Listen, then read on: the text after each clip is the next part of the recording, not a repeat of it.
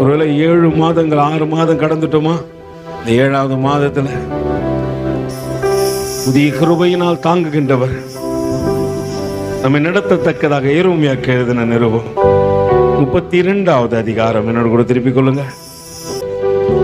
27வது அதிகாரத்தில் தேவன் கொடுத்த வாக்குத்தத்தம், இதோ நான் மாம்சமான யாவருக்கும் தேவனாகிய கர்த்தர், என்னாலே செய்யக்கூடாத அதிசயமான காரியம் ஒன்றுண்டோ? அல்லேலூயா!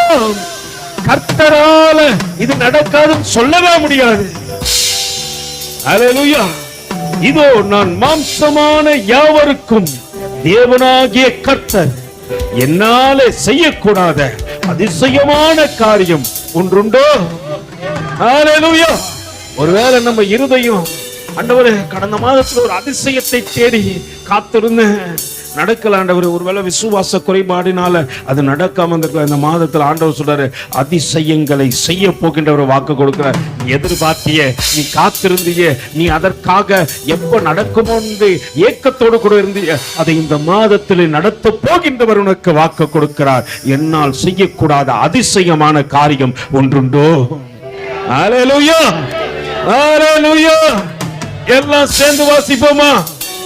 இதோ நான் மாம்சமான யாவருக்கும் தேவனாகிய கர்த்தர், என்னாலே செய்யக்கூடாத அதிசயமான காரியம் ஒன்றுண்டோ?